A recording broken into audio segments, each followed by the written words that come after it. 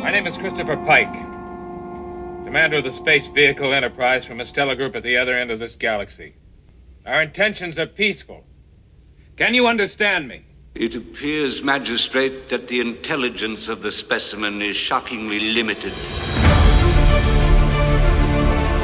Hey everyone, welcome to the very first real episode of Enterprise Incidents with Scott and Steve. On every episode of Enterprise Incidents, we are going to really break down each episode of the original Star Trek, the best and still the greatest Star Trek of them all, episode by episode, and we are going to go in production order. I'm your host, Scott Mance, and I am joined by Steve Morris, and I'm very happy to be here on the Enterprise with you, Scott. It's so exciting to be able to talk about Star Trek and talk about it on the record. So let's get right to it with the very first episode that was ever produced, but an episode that was never ever shown until 1986, not including the two-part episode of the first season of the original series that it was incorporated into. But this is the show that kind of sort of got Star Trek sold, but maybe not really. And we're going to get into all that with the filming and our analysis of The Cage, written by Gene Roddenberry, the creator of Star Trek. I mean, who would have thought that Gene Roddenberry, with his background, not just his personal background, his occupations, but on all of the shows that he had written before, would have it in him to come up with something as completely unique as Star Trek?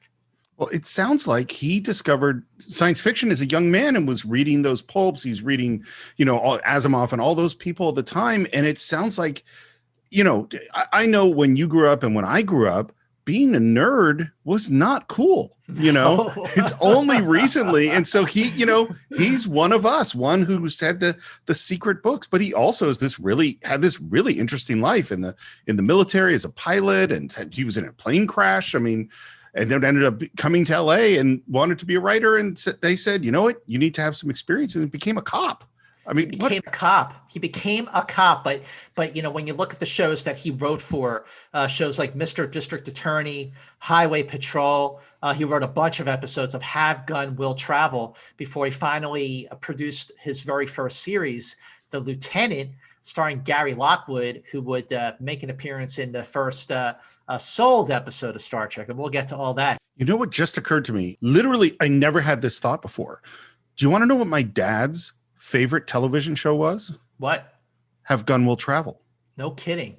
Yeah. Ooh, how about I'm almost certain that it was that because that's Paladin, right? Mm-hmm. And he that was his favorite character. And it literally wasn't until you were just talking that I went, wait a minute.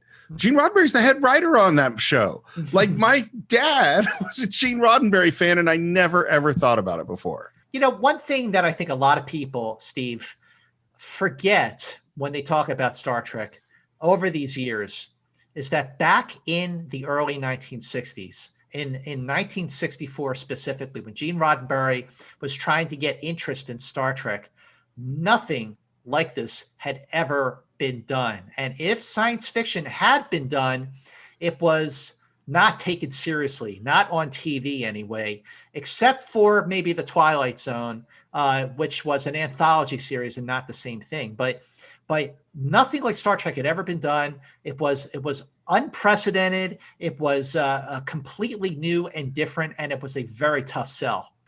But Roddenberry, he had this idea for this wagon train to the stars. He got the interest of Lucille Ball, as fate would have it.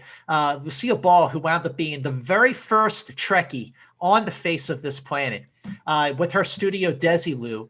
By the time they got to the end of 1964, on November 27th, when they started shooting the very first episode of The Cage, the very first scene of The Cage, it was a miracle, even in the early 1960s, that happened. One of the things I know we're going to talk about as we go through the show is what was going on in the world at the time these episodes were being made and released. And I went and did a look. It's like, well, Beatles for Sale came out right when they started shooting this. You know, there were sit-ins in Berkeley, the first some of free speech movement ones. Goldfinger comes out right when they start shooting this. Lenny Bruce was convicted of obscenity when they started shooting it. Dr. Zhivago started shooting. Also, NASA launched Mariner 4 to Mars. Wow. Winston Churchill turned 90 years old. I'm glad that you mentioned the Beatles. You beat me to it. Yes, December 4th, the fourth Beatles studio album, Beatles for Sale, went on sale in the UK. On December 6th, Rudolph the Red-Nosed Reindeer aired for the very first time on NBC. And also on that date, Martin Luther King Jr. was presented with the Nobel Peace Prize for his civil rights movement. It's just an amazing time in history. And it's what's so weird to me is I associate Star Trek so much with the later 60s, but this is 64, you know, and thinking about what we're going to get into when we get into the actual show, I honestly can't believe they made this thing. It is so far beyond anything that I can think of that was on television. I mean, it's a crazy episode of television. It is a crazy episode of television. And, you know, the myth that the Cage was too cerebral to sell Star Trek as a series. You know, when you go back and watch the Cage, like I know you did and I did for this episode of Enterprise Incidents that we're doing, I really tried to put myself back in that mindset of what was going on in the 60s. Because, listen, there was a big gap between the early 60s and the late 60s. So much was happening in the 60s from year to year that each year to the next, it felt like a jump of a decade with how much change was going on, certainly with Vietnam, with civil rights, with the counterculture, you know, with the Cold War, with the space race. I mean, you name it, it all happened on a daily basis in the 60s. But there was nothing like the Cage. I mean, when you look at the, first of all, the production value, watching it on high definition, which really, really looks amazing, I have to say. The production values were very much there. The budget for this first episode was $452,000. And the final cost for 1964, Steve, was $616,000 for the Cage, which, by the way, trivia buffs, makes the Cage the most expensive episode of Star Trek, the original series, ever filmed. Wow. I didn't know that. That's amazing. Well, and I was just looking up, this is 1964. Two things I just thought of. One is it's literally almost exactly a year since Kennedy was assassinated, just to place this in context. But the other thing I look at, so what is the television like in 1964 when Desilu Studios and Gene Roddenberry go out to make this crazy science fiction show? Here's the #1 shows: Gilligan's Island, My Favorite Martian, Man from U.N.C.L.E., Bewitched, Bonanza, The Munsters, and Dick Van Dyke Show. I rest my case. I mean, and then like, you imagine just like, flipping over and putting the Cage on, Star Trek, the Cage, being like, whoa, like, so Vina wants to have sex with Captain Pike and they could be Adam and Eve and repopulate the planet Talos 4. What? Yeah, that's pretty heavy for 1964.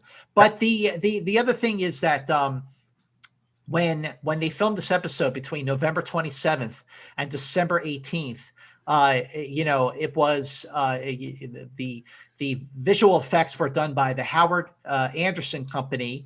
Obviously, the writer, we all know, was Gene Roddenberry. The director of this episode was Robert Butler. The score was composed, of course, by Alexander Courage, who not only composed the theme, that famous theme, which is one of the greatest TV theme songs of all time, but he also recorded the score, and he also recorded the planet atmosphere vibrations that you hear when the landing party beams down to look for the survivors' encampment. So Alexander Courage, you know, a part of it from the very beginning, also part of it from the very beginning all the way up until his very brief appearance in Star Trek Into Darkness in 2013 was Leonard Nimoy.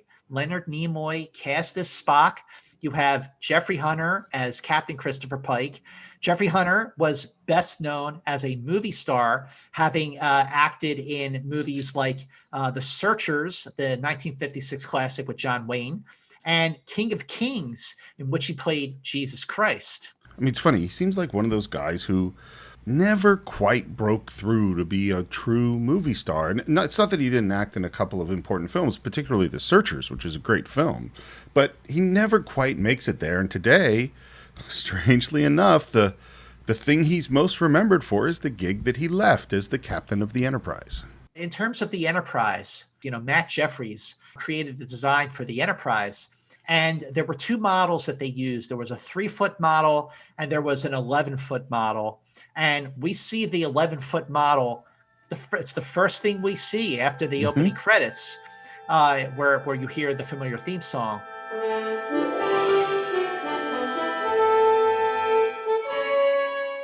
Is the Enterprise flying by, and we do the flyover. And this is shot from the very, very beginning, where you fly over and you fly in through the bridge, and you see that familiar scene that we've come to see for the next 80 episodes or 79 episodes of everyone in their place. You got the captain, you got the navigator, you got the helmsman, you got the communications, and we're off. We're off. I mean, that opening shot, I think, is so interesting because it's really, for that time, it is really, really hard to do that kind of a composite, to go from your special effects shot. And you can see, if you look at the original effect, it's a little shaky as they make the transition from the composite on the model into the bridge. It's still pretty cool. And this brings up a question I wanted to ask you. Are you watching the original effects, or are you watching the redone effects? Well, I watch both. Most cases, I watch the redone effects, because when those effects were redone back in 2007, it made me rediscover the show. It made me watch certain episodes in a different way. And there are certain episodes that I have to say are improved by these visual effects. One of them being Tomorrow Is Yesterday, where they go back in time and pick up the Air Force pilot. And, the Doomsday Machine just looks amazing with the redone effects. One episode, I got to say, Steve, where I always watch the original effects is the Tholian Web from the third season, because those visual effects, which I think were Emmy nominated, those effects still hold up. The ghostly image of the Defiant and the web when the Tholians start building their web, it still looks great. But I did watch the remastered version of The Cage, and it looks like it could have been shot today. I think they did such a good job with those remastered effects. Obviously the geeks have had long conversations about George Lucas or whoever wanted to redo things. And in general, I approach stuff like that with a lot of trepidation. I think they really honored the original. What I decided to do was, I'm watching it with the new effects, and then I'm going back and just going through and making sure to watch all the effects, the sequence. I'm not watching the whole show again, but I'll watch all the individual effects sequences again, just to see what it is. And it's always so interesting to see how they did these effects way back in the mid 60s. When they filmed The Cage, and when they filmed Where No Man Has Gone Before, they actually filmed on the Culver Studios lot. They were not at the Desilu lot yet. Obviously, you see the uniforms. You see the uniforms look very different. The insignia looks a lot smaller, but it is the insignia. Yeah. Spock looks like Spock. He looks a little different, but he's still Spock. The first line of Star Trek is said by Spock. Check the circuit. All operating, sir. Can't be the screen then. Definitely something out there, Captain. Headed this way. So I think that's very, very cool that Leonard Nimoy got to say the very first words ever uttered in Star Trek. That's awesome.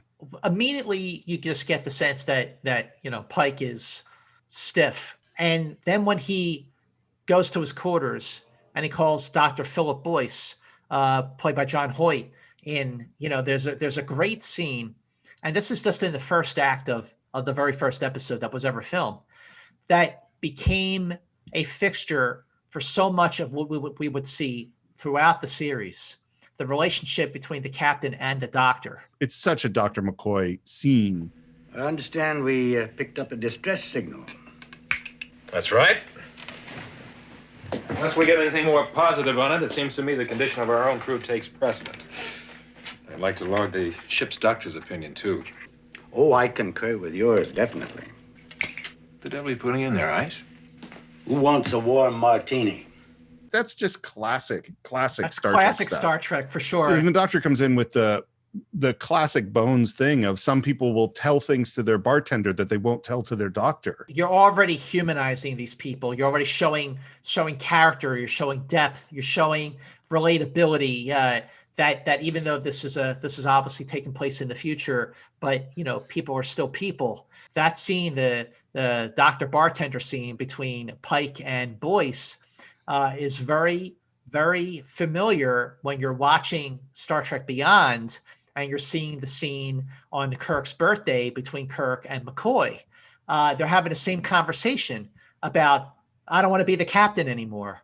So here you have, from your very first episode, your captain, your skipper, the guy's in charge, the guy you're supposed to follow into a burning volcano, okay? And he doesn't want to be the captain anymore.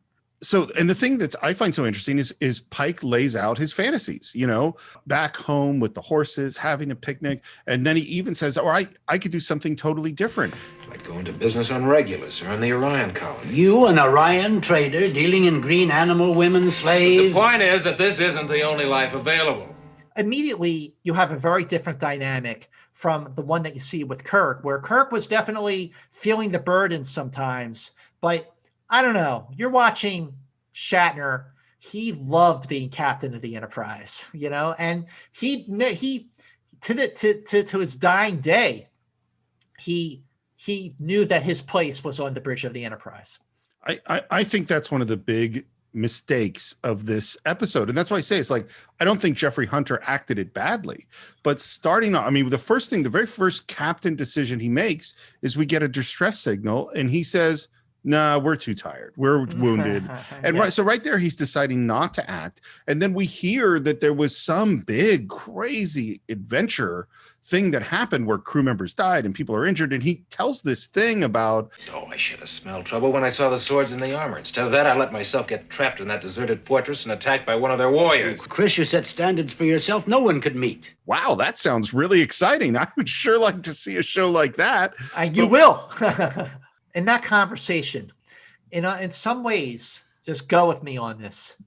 It's like the breakfast table conversation in Back to the Future.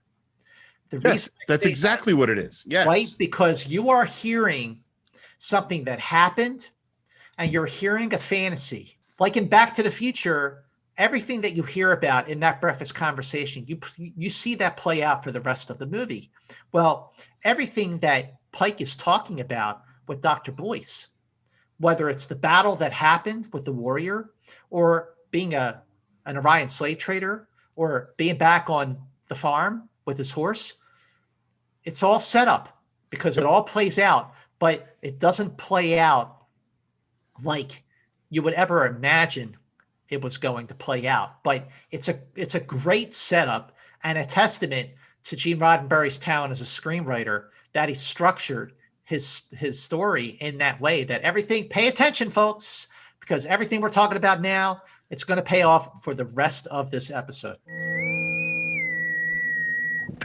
Mr. Spock here. We're intercepting a follow-up message, sir. There are crash survivors on Telos.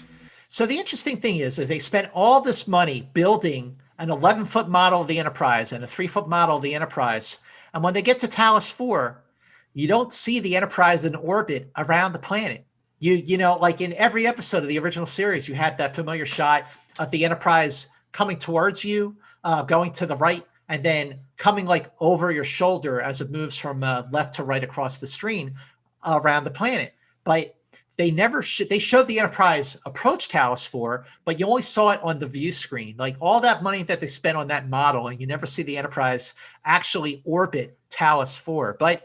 And what you have sitting in the helmsman chair is something that, when it's addressed in this episode, dates the episode. It's sort of a cringe-inducing moment, especially by today's standards, because Captain Pike does not like having a woman on the bridge. I get used to having a woman on the bridge. It's so interesting because you know, it's Majel Barrett, who obviously is a huge part of Star Trek forever, is that on the one hand, they made this crazy choice, which is that you have a woman as the first officer, not Mr. Spock is not the first officer. In this case, you have a woman. And that is incredibly brave. And it goes with things that we're going to see from Gene Roddenberry going forward, is things that weren't on television, is this ideas of, you know, including different people from different backgrounds into the show. And that's amazing. But then they also immediately hit it with this sexist thing of, I'm not used to women on the, so he undercuts the whole choice that he's trying to make. Yeah, no, I mean, and listen, the fact that again, that Gene Roddenberry had a woman in a position of power on an immense vessel, which for that time had 203 crew members aboard, not 428 like Kirk's did. But that was a very, very big swing. And it was something that he had to compromise on moving forward when it went to series, because the network, NBC, didn't like having a woman on the bridge and having this guy with the pointed ears. So one of them had to go. So he married one and he kept the other. So yeah. Can you imagine if he did it the other way and married Nimoy? And it seems like what they were trying to do is that, number one, that character had sort of the cold logic elements of what would become the Spock character. But they have this moment where after he's talking about not having women on the bridge, and he looks at number one and says, well, I don't really think of you as a woman. And there's just this reaction from her of like, oh. And so, and what's interesting about it is I can't think of a show at that time that had these kinds of tensions, gender related tensions, whether or not she's attracted to him, which is things we're going to get into later. You know, like, I don't think there were shows that operated like that. But I also got to say that Majel Barrett, okay, you know, when throughout the original series, you know, she had some good moments as Nurse Chapel, like in Naked Time and A Private Little War. But her performance in The Cage is stellar. I thought that she was fantastic. I believed her in that role. I thought that she crushed it. The points that you make about some of the traits that number one would eventually transfer to Spock. But I think that Majel Barrett's performance as number one was really, really, really good. And I also like the scene on the bridge where they're saying, okay, we're going to beam down to the planet. And Pike looks around and he says, do you feel up to it? And Spock goes, yes, sir. And then Jose Tyler, the navigator, goes, yes, sir. Yes, sir. Jose Tyler is a character, the navigator, Lieutenant Jose Tyler, played by Peter Duryea. I kind of look at this character because he clearly is a character who really looks up to Captain Pike. Like, this is like a father figure to him. This is something that in some ways we would see Chekhov play out with Kirk. Okay. And it's something that made me, you know, and rewatching this episode, which I've seen, I swear to God, a couple hundred times now, but rewatching it with the mindset, knowing that I was going to be talking about it with you on the same level, my friend. I actually thought about Tyler as sort of the Wesley Crusher of Pike's Enterprise, because he's a young guy. I mean, he's got to be like in his maybe super early 20s. That some ways, Pike is more like Picard than Kirk. I agree. Well, that's what's so interesting to me is that there are all these threads, the number one relationship, the appearance of the yeoman on the bridge, this young character, the development of Spock, where the relationship with the Doctor, you're like, oh, this is an interesting show. Yeah. It's not the show that I think you and I both love, you know, but it is an interesting show. Yeah. You know, when I think about that moment that I ran in to find my buddy after he dropped the wiffle ball bat, like, what if he was sitting in front of the cage? Would I have been just as transfixed? Probably. Yeah. The answer is, I'm guessing that I would have. But like Mirror Mirror was such a it's one of the best episodes ever, not just of the original series, but it's one of the greatest Star Trek episodes of all time. And that was the episode I caught. What if I had caught the cage? What if I caught Captain Pike instead of Captain Kirk? Would I have been just as drawn? Would I have immediately looked up to the heroic qualities of Kirk In the same way, just by looking at Pike, I don't know that my life could have been completely different if I was not transfixed by seeing the cage. Well, this is the thing, and of course, it's a great thing to speculate on. Is that the first thing is, it probably wouldn't have been on TV because it wouldn't have had the following that forced it to go into syndication and the conventions and all the things that kept Star Trek alive. That's the first thing. And the second thing I think you and I would both totally watch it because there wasn't anything else. There was no science fiction, but I don't think you and I would be here today. Wow, that's absolutely true. But so after they decide they're going to go down to Talos 4, so now you have a scene in a room with a device that was originally conceived as a money-saving way to prevent very, very expensive visual effects shots of the Enterprise landing on a planet from week to week. The transporter room.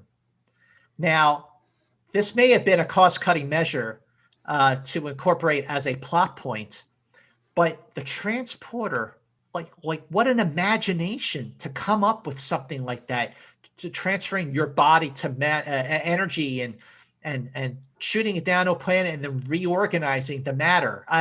The transporter device became such a plot point for some of the very, very best episodes of the original series and beyond, but particularly when they were trying to beam Kirk off of the Constellation, and the transporter was malfunctioning, and there was a countdown before the Constellation got eaten up by the planet killer, and it's a countdown. Gentlemen, I suggest you beam me aboard. But the transporter room, like, can you imagine the brass at NBC sitting, watching this, and being like, whoa. I mean, they may not have been completely in love with the episode, but what an amazing device to incorporate into the Enterprise. I think it might be among the best examples of turning a weakness into a strength of anything I can think of. The other one that pops to mind is the shark not working in Jaws. The shark not working in Jaws is one of the things that made that movie great, because Spielberg had to be creative in all these other ways because he couldn't do what he really wanted to do. And here they go, man, we really wish we could have a ship and landing and take off, but we can't do that. And they come up with a thing that is so much cooler. And I think about those guys at NBC watching it, and I'm going like, I don't think they were geeks. You know what I mean? So like, I think they watched that and went, that is interesting. Whereas us as kids are going, oh my God, did you see that as the coolest thing ever? And the matting effect. I mean, the sound effect of the transporter was very, very different. And the one that they actually gravitated towards from Where No Man Has Gone Before onwards, I think it's a great sound effect. But by the time you get to the transporter, and by the time you get to the planet, I think when you're watching The Cage for the first time, you really see the influence on Star Trek of the feature film Forbidden Planet. Yes, there's so much about Star Trek, about how it inspired so much, but I can't think of another book, another show, another movie that had a direct impact on the inspiration of Star Trek than Forbidden Planet. Even Leslie Nielsen is very much like a cross between Pike and Kirk, especially when it came to his appreciation of women. But that absolutely that movie had a big influence and a big impact on Star Trek. I feel like when I watch Forbidden Planet now, next to Galaxy Quest, Forbidden Planet is the best episode of Star Trek that was never made. Yeah, I totally agree. I mean, well, and this is the thing. People think that ideas spring fully formed into creators' minds, and they don't. They're influenced by all this stuff. Well, and the other thing that I think in the same way is that we get to see something from Leonard Nimoy in this scene as soon as they get down on the planet that we never see really in this way again, which is a big freaking smile. A big smile. But also, it's glad you pointed it out, because when they beam down to the planet, first of all, that map painting behind them, which they would reuse for Delta Vega and Where No Man Has Gone Before. The production design of this episode, of this pilot, again, this is 1964. And the imagination, okay, to have the planet vibrations, the humming of the atmosphere, to make it feel like an alien world.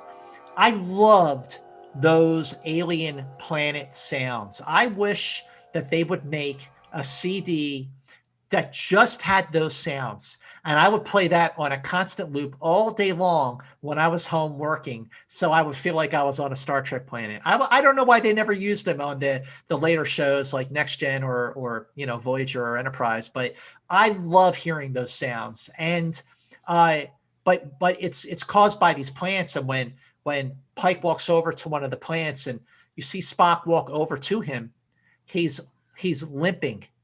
I saw that too. So tell me what happened. Well, remember is that they were talking about this battle that had happened on Rigel 7, that people got killed, people got injured. Spock, he was wearing a bandage and he was limping. So he was a casualty. Oh. I mean, he didn't die. But a lot of people said over the years, like, why is Leonard Nimoy limping in that scene? And it's Spock who's limping. They're trying to establish the wear and tear of space travel on the crew of the Enterprise. And I think that from Act 1, Scene 1, they really, really did a great job of doing that. Okay, so this already, the podcast is worth it because I didn't know that. I never connected it before. But here's the thing where I'll actually disagree a little bit is I don't think that works. And the reason it doesn't work is just for what you just said and I went, wait, is Leonard Nimoy injured? Was he injured before he shot this? They're not actually on screen connecting it to whatever happened in the previous adventure. Like if they need to do, and it's funny, it's the old Hollywood term of hang a lantern on it, is that you need to have someone know this. So you got to shine a light on it in some way. Have Pike say, I'm glad to see you're up and around, Mr. Spock. Well, then we would know that he had just been injured or something, but we don't have that. But Steve, he did say before they beamed down while they're still on the bridge, do you feel up to it? And he goes, yes, sir. See?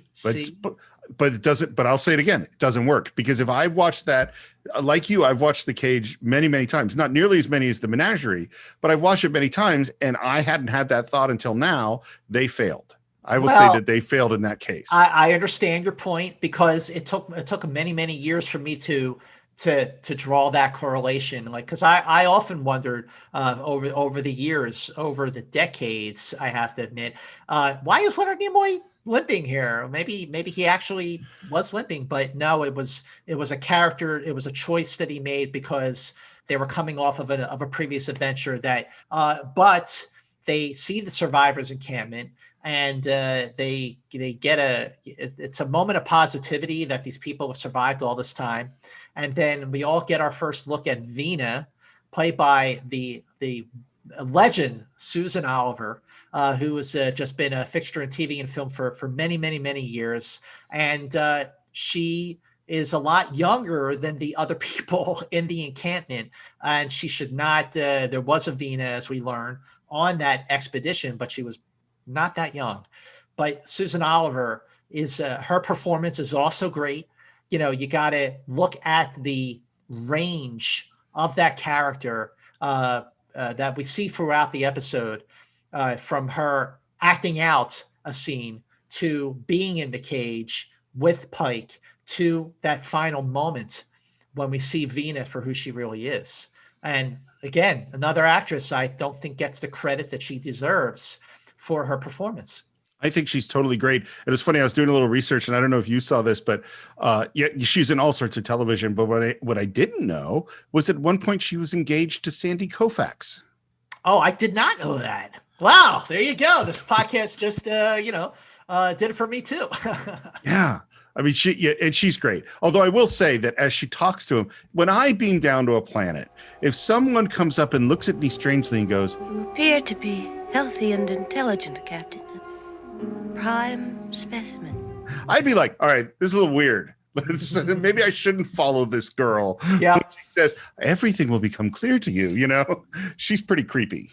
But when we get to that point when Vina escorts Pike to, the secret that she wants to show him, I don't understand.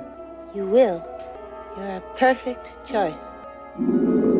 That's a moment when we really get our first big action scene in a Star Trek episode ever filmed. For the studio brass that felt like there wasn't enough action in the cage, maybe because the episode actually clocked in at more than an hour, maybe the ratio of action to rest of the episode is not very high, but this is a well-staged scene where Pike is kidnapped by the Telosians and the Enterprise crew with their phasers or lasers try to blast the top of the hill so they can save him, but to no avail.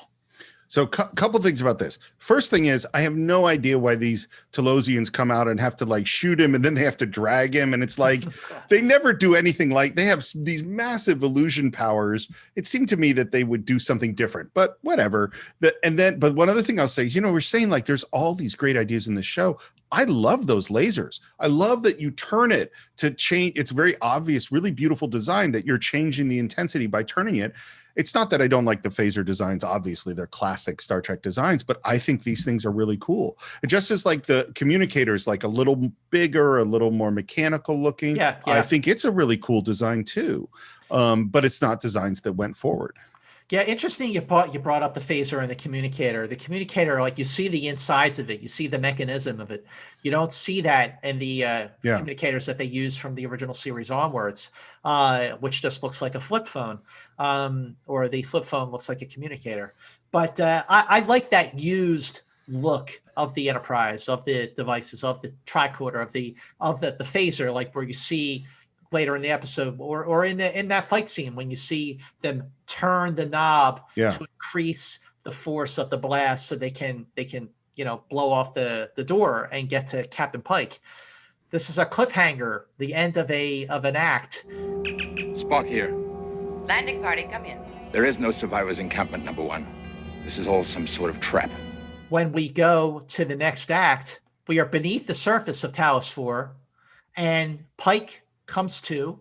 He is behind a glass, something that's definitely much, much stronger than glass that he cannot break out of. And he looks and he sees he realizes he's in a cell, he's in a cage. And they cut this particular part out of the menagerie when they incorporated it. But I like that they, you see Pike, he looks over one cage and he sees almost like an ape or a gorilla type of alien. And then he looks to another cage and he sees something that looks like a giant bird man, but it's not quite clear. And the way that the image is altered gives it a real otherworldly feel. And at this moment, like you really get the sense that the galaxy is made up of all shapes and sizes, of all types. And they really did, the Telosians really did get species and beings from all over the galaxy, just like Venus said. Well, and it's so interesting because, as I said, I watched the menagerie as much as I watched every other episode of Star Trek. I never saw this until the late 80s. And even then, I didn't go back and watch the cage as much. So when things that show up that aren't in the menagerie, it just pops out. And what I think is so great about this is it's really like, oh, he's in a zoo. Mm-hmm. It's storytelling is really, really clear. Let me ask you this. Yeah. What do you think of the design of the Telosians, of our aliens? I got to tell you, I'm glad you asked, because I think the design of those aliens with those giant heads, with those giant brains that you see pulsing when they are thinking or trying to project an illusion, for 1964, that makeup is fantastic. I think so too. Every time I watch an episode, I'm trying to look, to try and see, to try and see the fakeness of it, that's where the makeup ends and the actual flesh begins. But Fred Phillips, who did the makeup for Star Trek and who, by the way, did in fact design Spock's ears. A lot of people say it was John Chambers who did the apes from Planet of the Apes. But Leonard Nimoy said for the record that it was Fred Phillips who designed the ears. Fred Phillips' makeup on Star Trek throughout the series for this mid to late 60s is an outstanding legacy just on that show alone. I love the Telosians. They look like aliens. I think they're among the coolest aliens ever in the original series. I think they're great. And I think the choice to cast them with women to create this strange androgyny within the characters and to use different voices that aren't the voices of the people, because I think they're not the voices of the people actually acting the parts. They dubbed in other voices, creates this sort of weird otherworldliness to them. I think they're great. Yeah, and I agree. I think that the fact that you have, who knows if the Telosians are men or women, or if they're just sort of like, genderless. Yeah. But the fact that you have the voices overdubbed with other actors, the wardrobe, William Ware Tice, who designed the wardrobe for Star Trek, the makeup, the everything, clearly no expense was shortchanged to make this Star Trek pilot look the best it could possibly be. And the fact that it holds up, here we are talking about it in 2021, and we are still impressed by it, just shows you how far they went and how effective it was. Well, and I want to point out one other thing, which is that, whenever you come up with a new show, and particularly if you come up with a new world, it's incumbent upon you to kind of go, well, how does this world work, and figure out the stuff. Well, so far in this episode, we've had communicators, we've had view screens, we've talked about time warp speed or something like that. It's not exactly warp speed. We've had laser beams, we've had the transporter, and now we have these crazy aliens, and we have telepathy, and we're about to have illusions. That's so many ideas that is packed into this pilot. Absolutely. And when you talk about it wasn't quite called warp speed, they called it hyperdrive. All decks prepare for hyperdrive. And then, it became warp speed.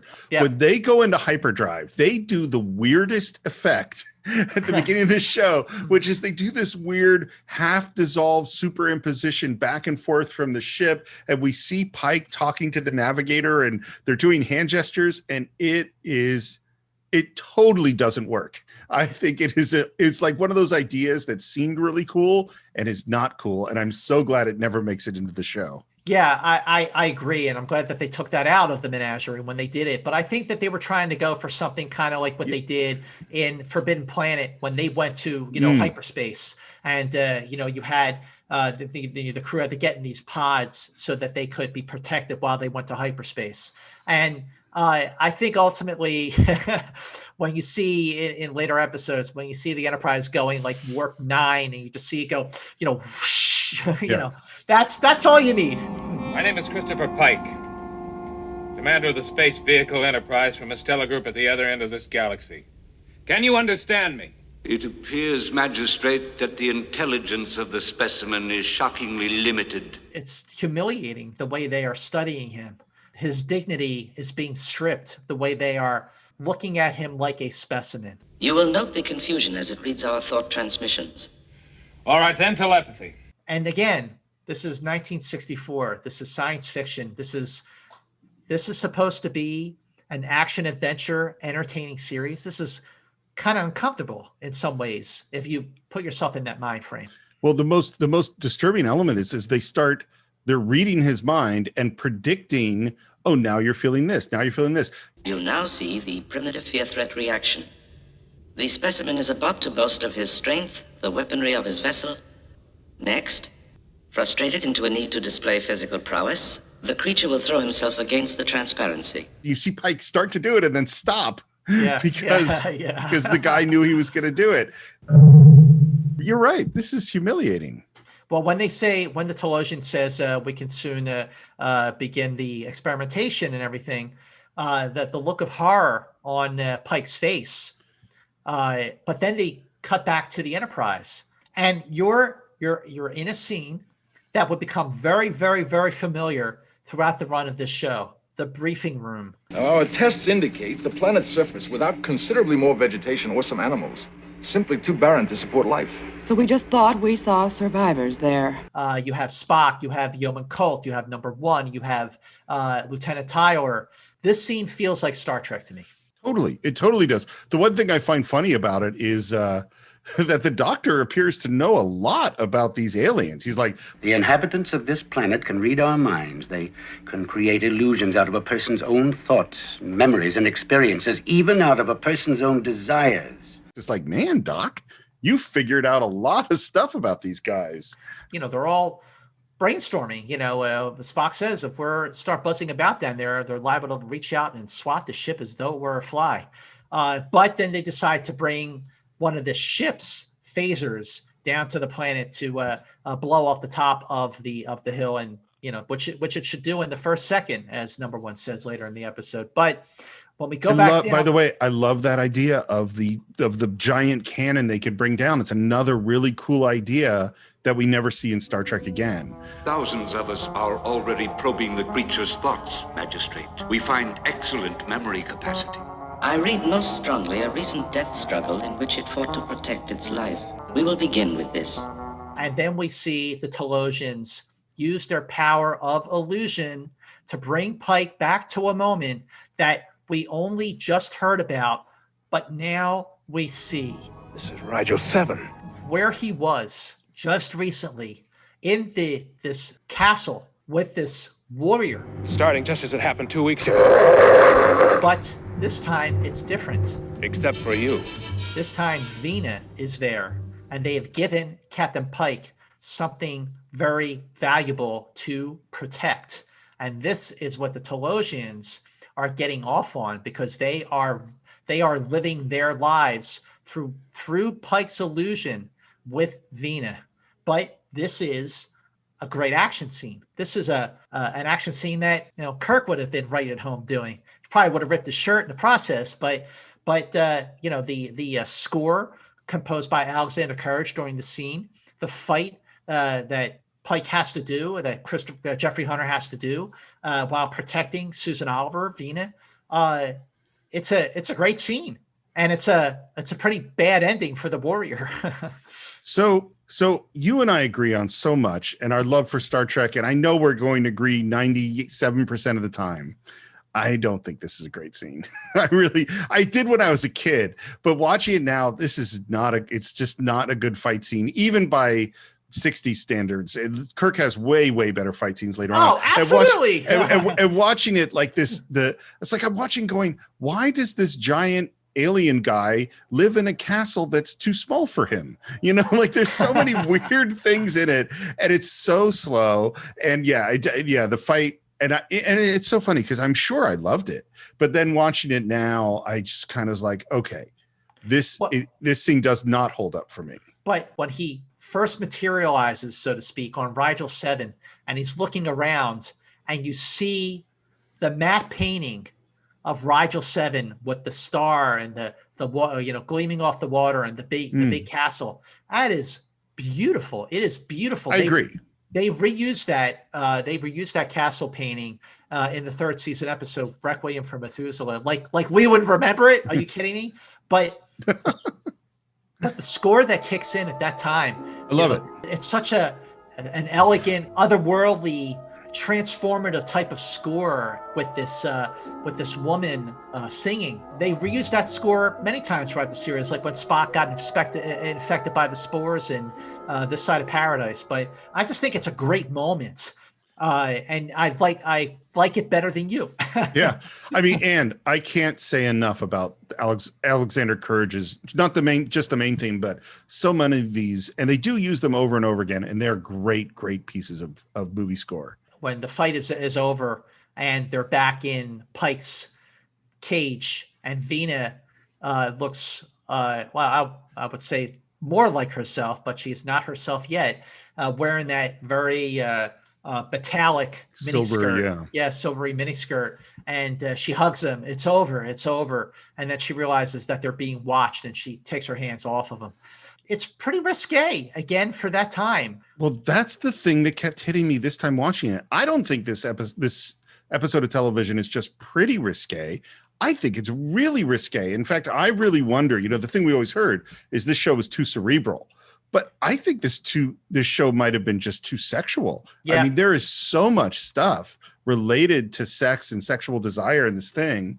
And this is where a couple things about this scene I find interesting. This is the scene where we find out that they had this huge war, and then we have this idea that developing these mental problems where they could have these fantasies was a trap, because then they stopped living in the real world and they kind of give up on life. And the reason I want to point this out, this is one of the classic Star Trek themes, the theme between the life that never changes and struggling and fighting and battling. And we're going to see that in, some Return of the Archons and This Side of Paradise and The Apple and all these episodes where it's stasis versus action. And in fact, that scene with the doctor, what are we talking about? Do I go out and live the adventurous life, or do I go and do something more passive and boring? And right now we're saying, if you live in this world of your mind and aren't out there really doing stuff, then civilization falls apart. Well, yeah, absolutely. And it's that I think Star Trek is at its best when it challenges you, when it forces you to think about those things, when it looks ahead, and in such a way where we're still catching up to Star Trek's time, certainly, but the themes are still relevant. And that is something that, certainly, we're not using power of illusion, but, we are relying on technology, especially with smartphones and social media, in such a way that that could happen, where you do just become lazy. I remember there was an episode of the Super Friends that dealt with the same thing. Well, I think about the fact that, like, my grandfather, he could do all the stuff, whether it was fix the plumbing or the electricity or carpentry, all that stuff. And my dad could do a bunch of that stuff. And I could do less of it.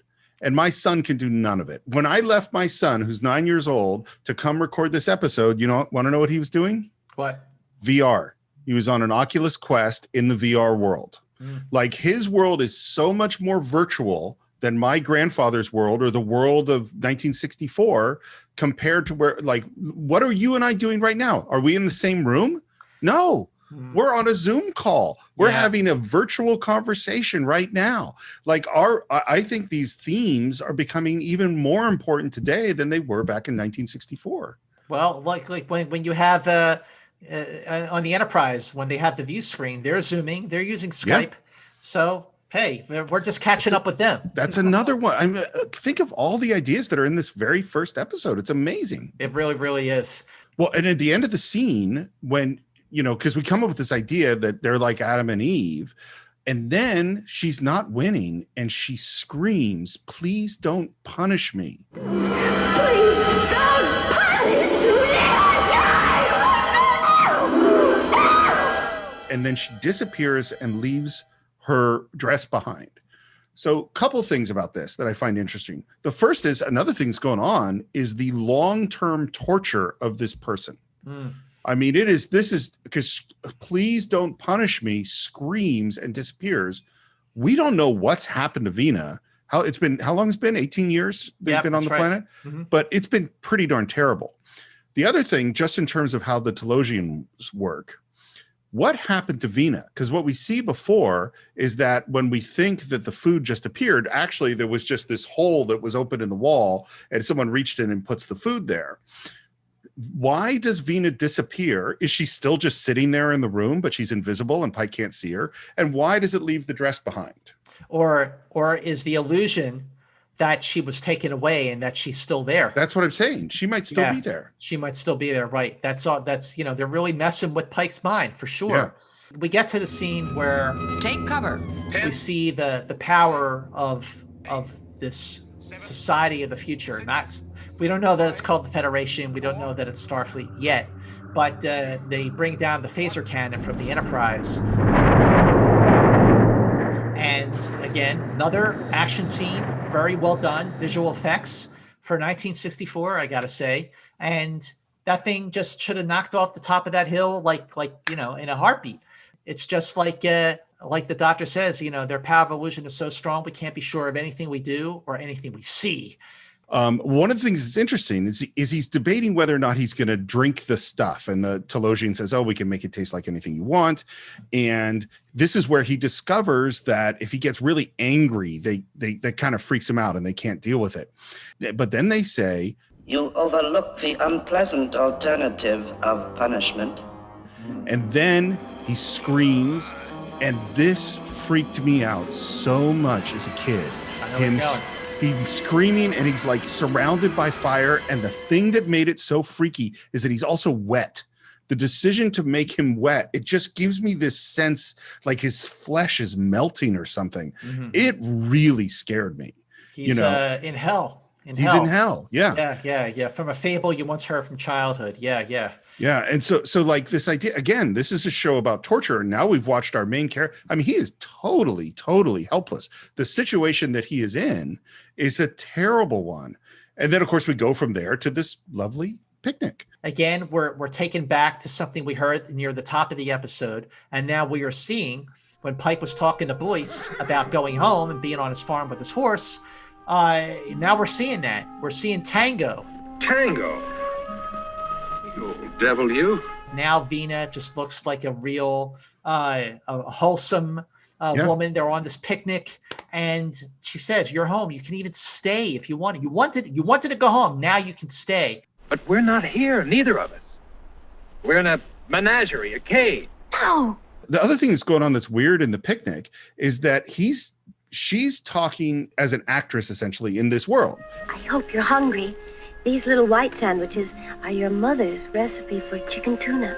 And she's trying to maintain that. And he's going, well, what about the Telosians? And is it true they can't read through negative emotions? And she goes, have you forgotten my headaches, darling? I get them when you talk strangely like this. Mm-hmm. She's like giving him a clue of, please just play the role. Because if you don't play the role, I'm going to get tortured. That's what this scene is about. And literally, she might actually be developing a headache because they are actually torturing her at this moment. Mm-hmm. It's also, this is the scene where, again, it's this theme that started with the doctor of, do we live in the tough world or do we not? And he's starting to go, because you either live like bruises, skin knees and all, or you turn your back on it and start dying. And you know what I had that thought of? Get busy living or get busy dying. You know, it's like Shawshank. That's that same theme. Oh, wow. Yeah. You know, and because of it, it's like, where are we? We're actually in prison, even if the prison is pleasant. And that is the basic idea that this show is presenting is, would you stay in prison if it was pleasant? If you could have everything you want. And I think about Joe Pantaleone in The Matrix, where he says, you know, send me back into the Matrix. That's where we are. We're going to be in the Matrix, essentially. Send me back in, but I don't want to know, and I want to have the best food and the best money and the best women and the best life. And as long as I don't know I'm in the Matrix, that's better. Mm-hmm. That's a very interesting question. Well, I think it obviously, you know, because you brought up the Matrix, it's a theme that is still worthy of examining in different ways. And if you just take the easy way out and just live the life of an illusion, then you're not really living at all. And you know, in later, it's something in later episodes, you know, you know, like when in Who Mourns for Adonais, when Apollo is giving Kirk and the crew of the Enterprise the chance to live in this paradise, and he's saying, we've outgrown you. You know, we need the challenge. Like when the companion offers exactly Kirk, Spock, McCoy, and Zephyr Cochrane eternal and not the Nancy Hedford eternal life. They're saying no. You take away. We need these obstacles. We need challenges to survive. We need this to live. And that's a theme that has been explored many times in Star Trek. One of the things that I think you and I both love about Star Trek is we return to these ideas, and I'm forced to continue to think about them. Even though I know clearly Star Trek has a no, we must strive forward thing, part of me in some of these situations, I don't want to be hanging out with Landru. That doesn't seem like a great world. Yeah. But in some of these places, I'm kind of like, you know, that was kind of nice. You know, this side of paradise, like, not so bad. Yeah. Well, and then the other thing that happens, and this is what's really interesting, the Telosians are reading his mind and seeing him reject this particular fantasy. It's not exciting enough. And then she is clearly in some sort of telepathic connection with the Telosians. But then Vina becomes, this is interesting. This always like kind of scared me a little about Vina when I was younger. The way she like changes her tune, the way she becomes more sinister. Yes, a ship's captain. Always having to be so formal, so decent and honest and proper. You must wonder what it would be like to forget all that. And then you're on, the planet where he's running the club and, handling the Orion slave girls. And now we see Vina covered in makeup from Fred Phillips with a black wig in that famous music.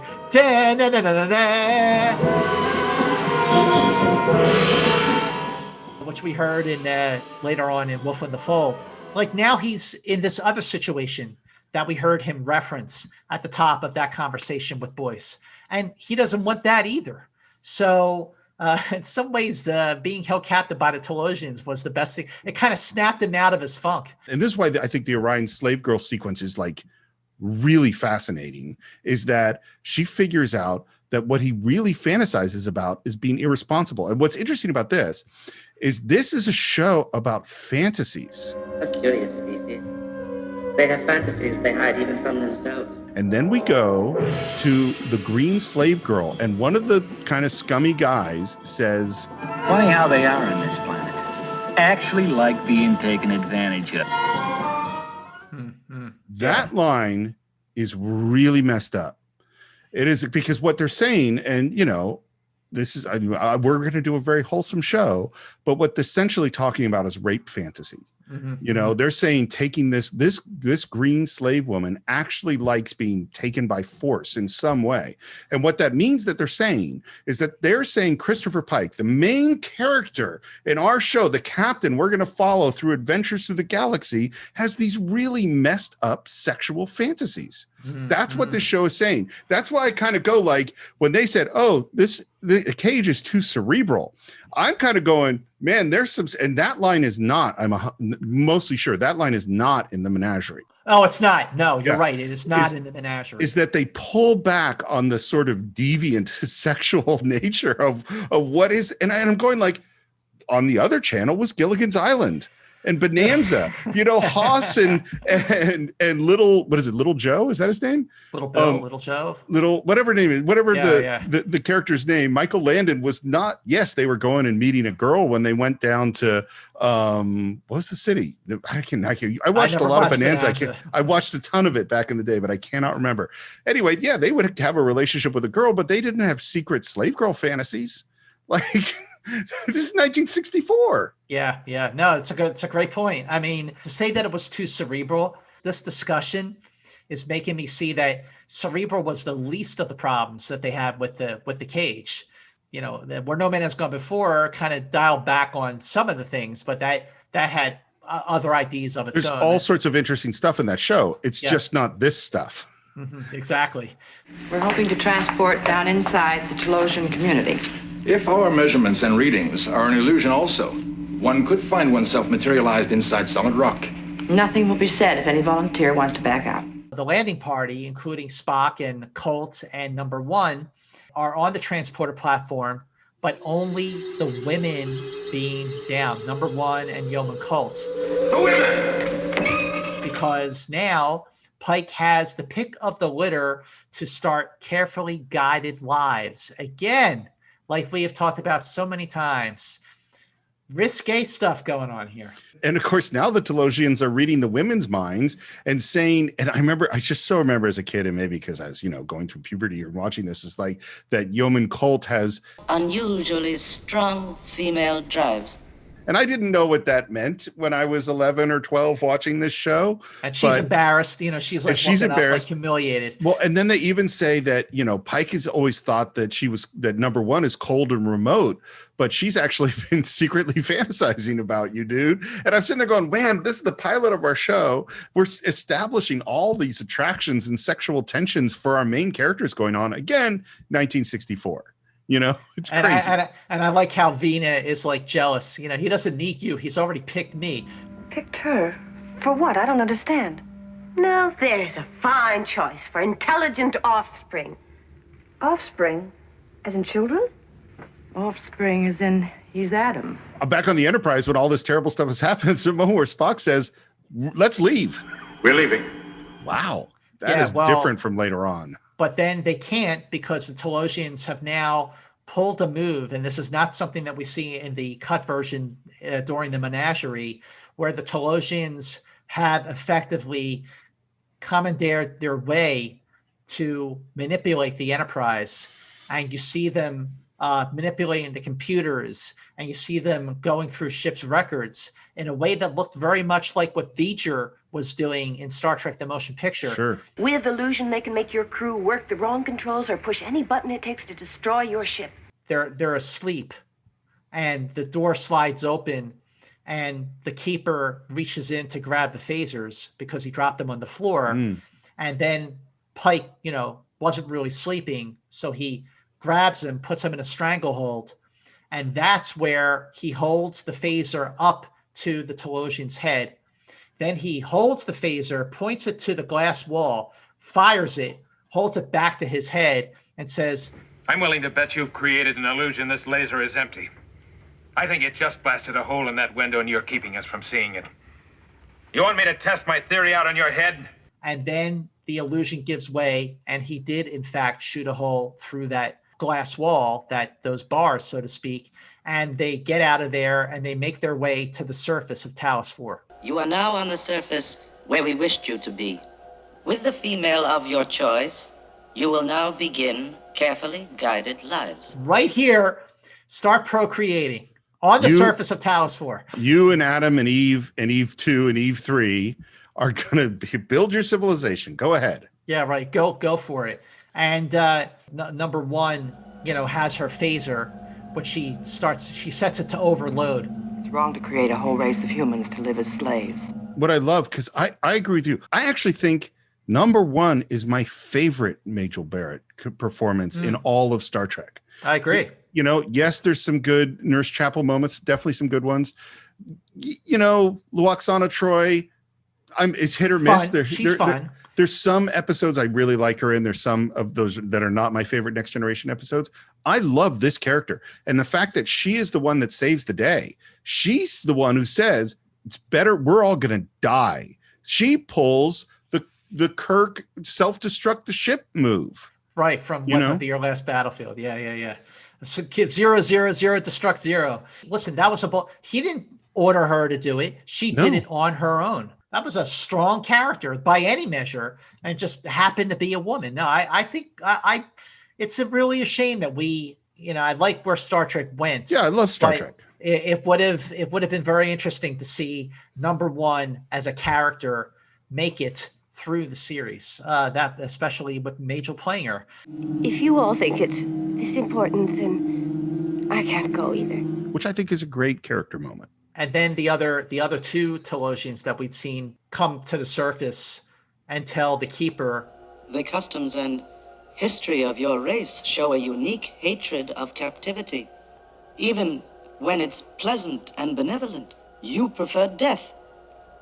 This makes you too violent and dangerous a species for our needs. I love, they're basically saying, you guys are crazy. You guys are nuts, man. Yeah. Okay, you're more trouble than it's worth. Yeah. You're free to go. Then it's like, Vina, come with us. I can't go with you.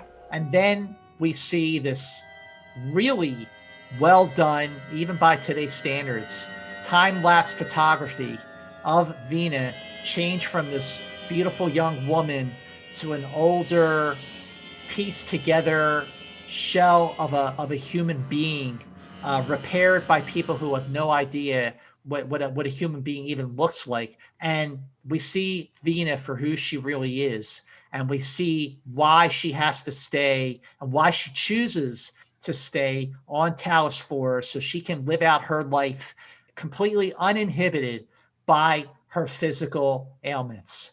You see why I can't go with you. And Pike gets it. Like he gets it. It was necessary to convince you her desire to stay is an honest one. There's empathy. Like for the first time for the first time in this episode, you see that the Telosians are not one-dimensional. That look, she really does want to stay here. We're giving her a good life, and it's a life that she wants to live. You'll give her back her illusion of beauty. And more. Not only do they give her back the beauty, but they give her her own version of Pike. She'll be able to live her own fantasy with this man that she never had. And Vina, one of the things that she says earlier is that they picked Pike because he represents what her fantasy of a man would be. So a couple of things about this scene. One is, and maybe you can correct me, in the menagerie, I always had the sense that Vina was like a baby in the crash landing that was raised by so it's always that she was an adult and she's just was put back together. I don't know where I got that in my head. Number one, when they're all the five of them, actually, she says there was a Vina on that expedition, but she's wrong. As a grown woman. Yeah. So, but that line is definitely not in the menagerie. That's why is in the menagerie. It that is? in the yes, it is that. It is definitely in the menagerie. Okay. But in the menagerie, when they're watching the briefing from the briefing room, and Pike says, "You will give her back her illusion of beauty," and the keeper says, "And more." They cut to Vina and she's beautiful again. Like, we just gave her more beauty. But in the cage, when the keeper says, "And more," when we'll give her more than just good looks, we'll give her a whole version of you that will stay with her forever for her dying days. Yeah, we'll talk about it when we get to the menagerie, but I think that they just pulled an earlier shot of Vina to be the last shot there. Here's the other thing. We just had a whole episode, which was basically, it's better to be free and struggle than to be in captivity, even if it's perfect. Right. And then, and this is, again, it's 1964, is that they basically say, unless you're Vina, in which case, better stay with these people that have literally been torturing you, where there's no other real humans. Yeah, go ahead. And so it's a little bit weird, but I understand that why that is the decision. I never bumped on it before, but watching it this last time, I went, oh, she could go with you. The Enterprise is a pretty cool place. What's happened to Vina? Isn't she coming with us? No, and I agreed with her reasons. And then they're back on the bridge, and Yeoman Colt is clearly embarrassed. And this is not in the menagerie, so we only see it in the cage because of all the humiliation. What's been exposed, yeah. Yeah, she's been exposed. So now the cat's out of the bag. Sir, I was wondering, just curious, who would have been Eve? Yeoman. Pike sits back in his chair and engage. And that's it. Engage.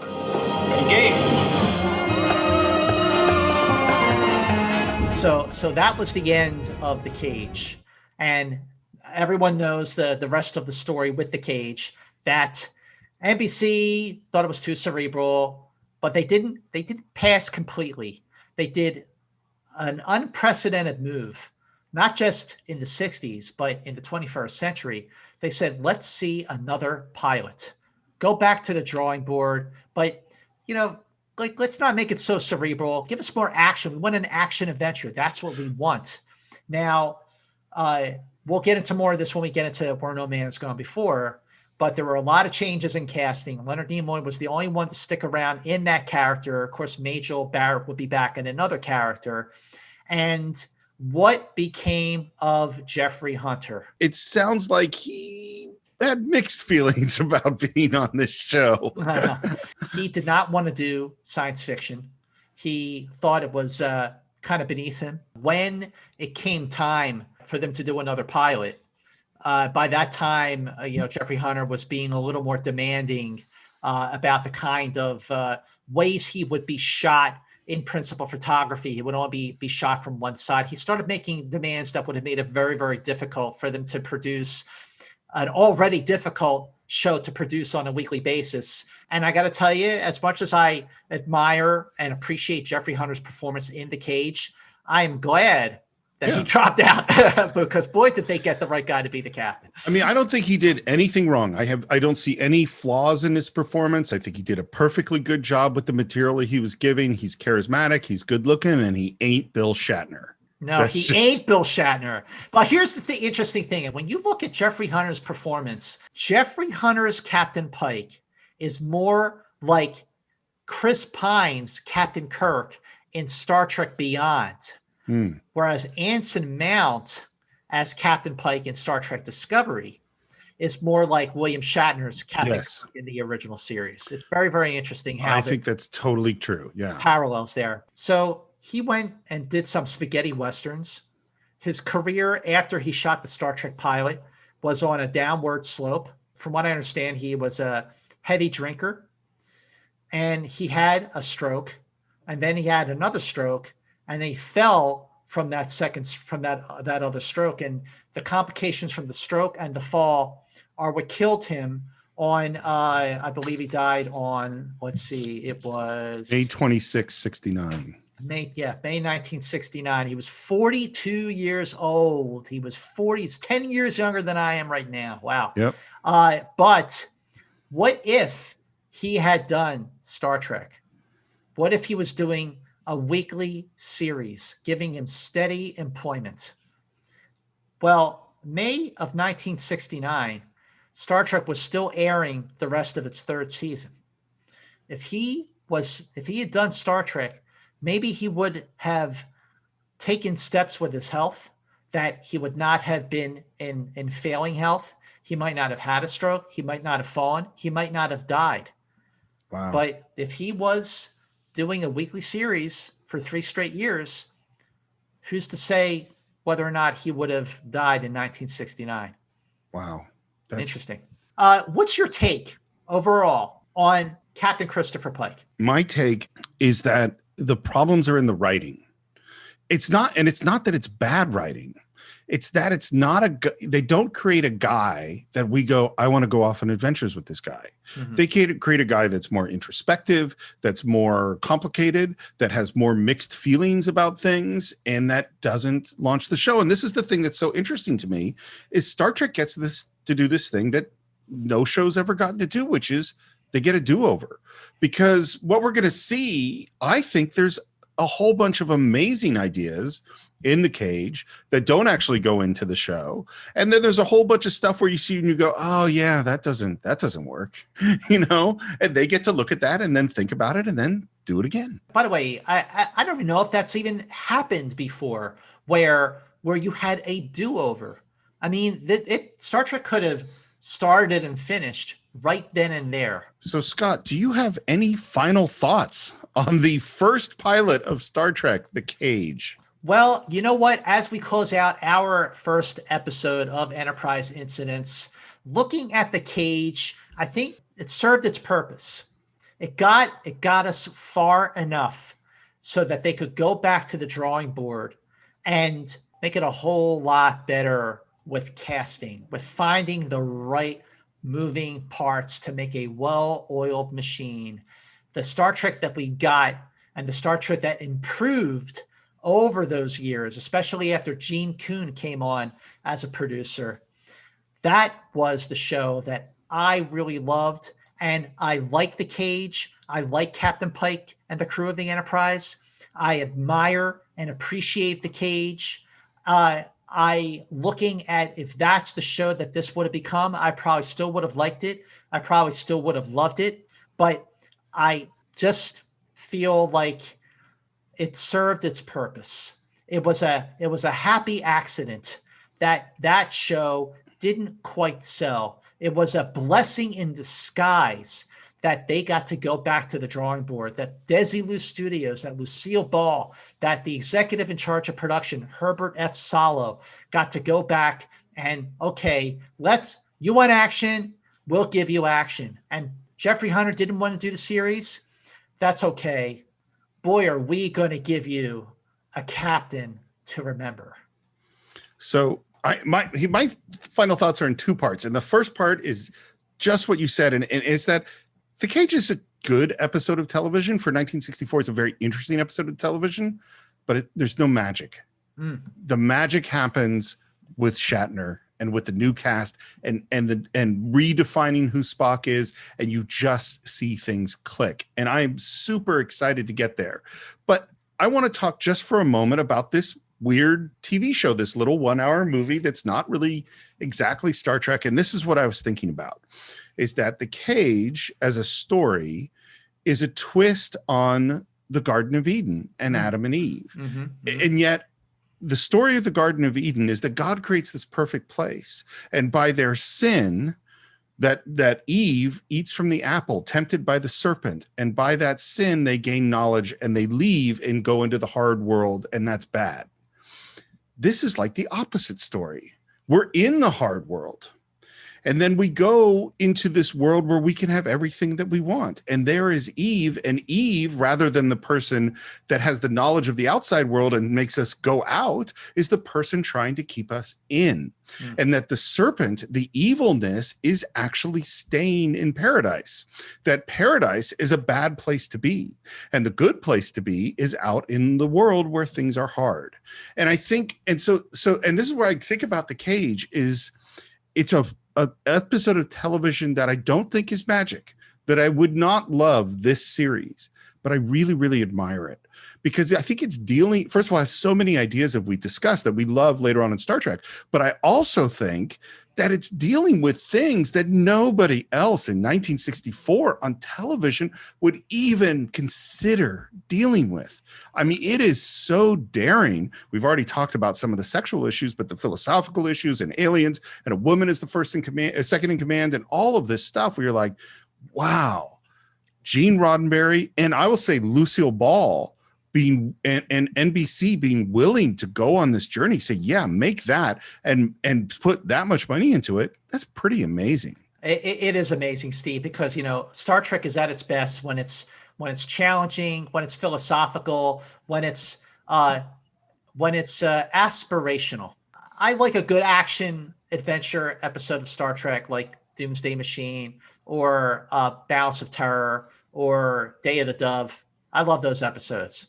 But I love the episodes that are provocative, that make you think, that challenge you, that really, really open your mind and make you think. And, well, wait a minute. Why did we keep going back to this theme where we're given this side of paradise, but we're not meant to stay in paradise? McCoy even says, you know, it looks like we're driven out of paradise again. He goes, no, Kirk says, we were meant to claw our way. You know, that's how you grow. If you stop living, if you stop challenging yourself, then you stop living. If you just kind of coast along and take the easy way out, you're not going to grow as a person. You're not going to grow as a society. And for this pilot, for this episode, the Cage, to do all of those things is bold, no pun intended.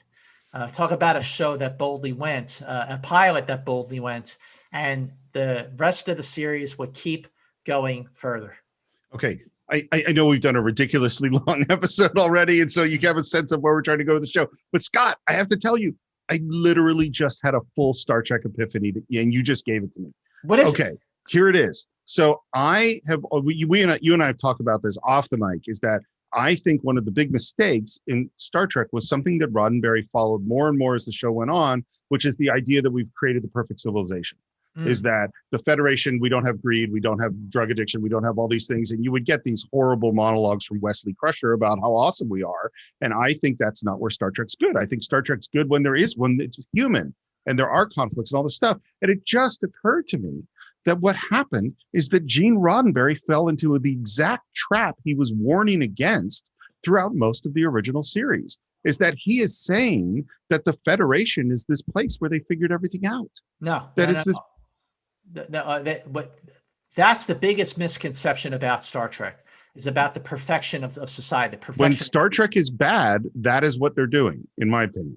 Okay, well, in the first 2 seasons of The Next Generation, I think that's what happened. They took away the conflict. Yeah. But in the original series, the conflict was very, very much there. Exactly. How many times did you see, especially Kirk and McCoy, go at it? Okay, yes. Corbomite maneuver, in a private little war, in Obsession, in all sorts of Obsession. Yeah. There's a lot of drama there, and the fact is, Star Trek is not about the perfection of humanity.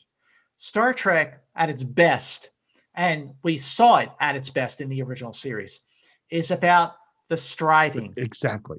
The striving for perfection. We are never going to get there because guess what?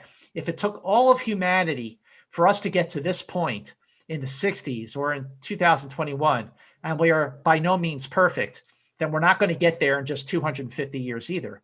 But what I love about Star Trek, what I love about the original series is that we're trying to be better. We're still learning. We're still learning from our mistakes. There's that great line in Metamorphosis where McCoy says to Kirk, you're a soldier so often that you forget that you're also a diplomat. Why don't you try a carrot instead of a stick? This is the beauty of Star Trek, is that we're better off in the 23rd century than we are in the 20th and 21st century, but we're still learning. And we're not going to learn if we're just going to live an easy life of illusion. And that is why Star Trek has constantly come back to this theme that we are not meant for paradise. We are always have to be fighting and learning and clawing our way, scratching our way out so we can continue to grow and strive to be better. And this is why I am so excited to be doing this show with you. This is the conversation I am looking forward to have for, the next couple of years, however long this is. Yep. Scott, I just can't wait.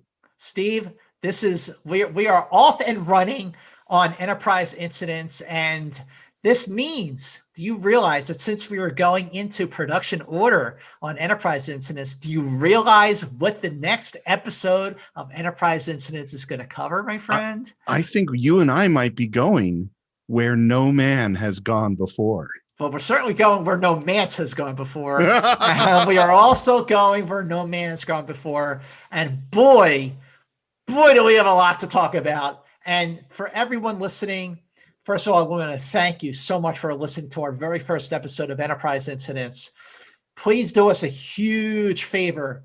Please share this episode with other Star Trek fans, even just with casual Star Trek fans, especially fans of the original series. This has been an incredible conversation, but I can't wait to get to the real James T. Kirk, and I know you can't wait too. So if you want to subscribe to the show, you can do it on iTunes, on YouTube, Spotify, Google Play, and the most important thing, please leave those reviews on iTunes. They're extremely important. And if you want to follow the show, you can visit us on our Facebook page. Just search for the Enterprise Incidents. On Instagram, Enterprise Incidents, and on Twitter, Enter Incidents.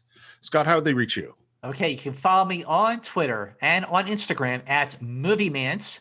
You can check out my YouTube page with all my movie content, which is just Scott Mance. And Steve, where can people find you outside of Enterprise Incidents and outside of the Cinephiles? On Twitter at SR Morris and on Instagram at SR Morris1s. And if they did want to check out the Cinephiles, they could actually listen to you talk about things other than Star Trek, like Close Encounters of the Third Kind, 2001, Airplane, and the Beatles' Hard Day's Night. Well, very, very excited because now that we have gotten the cage out of the way, now let's get down to the nitty gritty. Let's get down to the first episode that sees in the captain's chair, William Shatner as Captain James R. Kirk in Where No Man Has Gone Before. Not just a great pilot, but one of the greatest Star Trek episodes of them all. That is next time on Enterprise Incidents with Scott and Steve. So until then, keep going boldly.